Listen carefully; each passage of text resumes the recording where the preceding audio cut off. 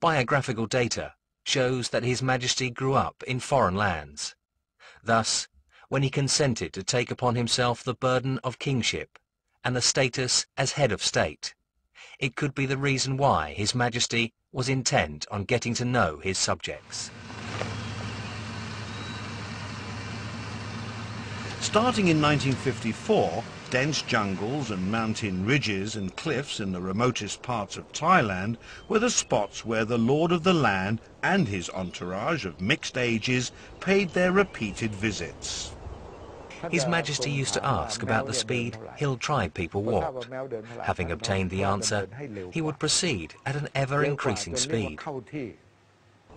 Distance and height not only added up on the time it took us to walk, they also took a heavy toll of the entourage's physical endurance. A sole high-ranking official could keep up with His Majesty, but then he looked up above him and fainted on the spot. His Majesty had to bend down to grab him. His name was Sichai. We then alternated between pulling him along and carrying him all the way up to the top of the cliff.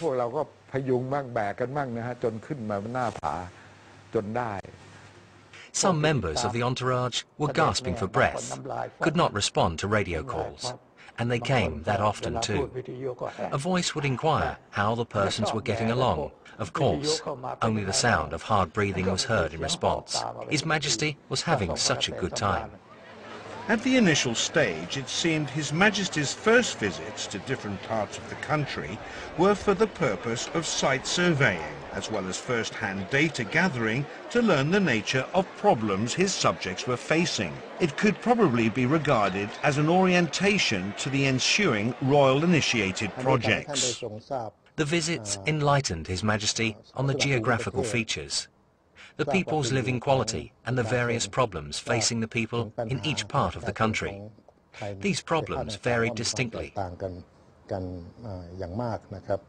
The most fun came when it was time to break for lunch, not at noon, but around 2 p.m.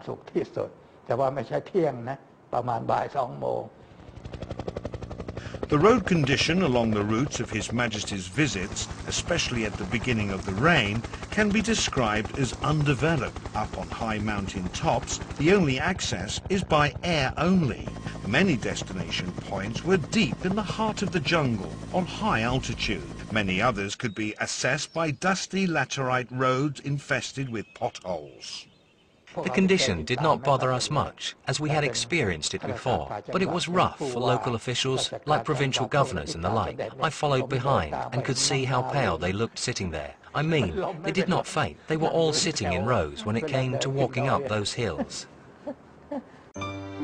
Everywhere he went, His Majesty would not fail to see calloused hands folded together high over the owners' heads, in respect to him. Some laid out the most precious piece of cloth they had on the ground, waiting for His Majesty to step on them.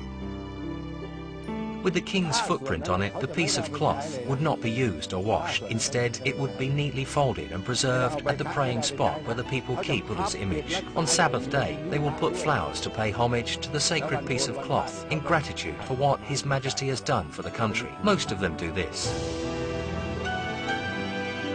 In highest esteem and with total devotion, people's heads bent down toward the young monarch's feet.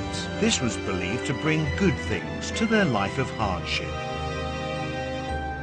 I was down on the ground to pay respect to His Majesty when he came down.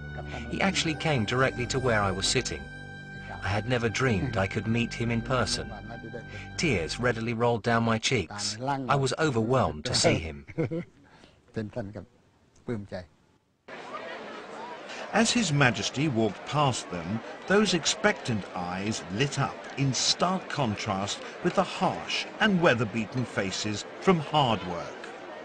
Thus, the people's delight and smiling faces could not conceal the traces of sufferings from His Majesty's watchful eyes. The king knelt down to talk to us, asked how one of us who was blind could come. He said his niece brought him along. Why did you want to come? Was the king's next question. His voice was so gentle and soft. How I loved to hear his voice. He even embraced the old guy.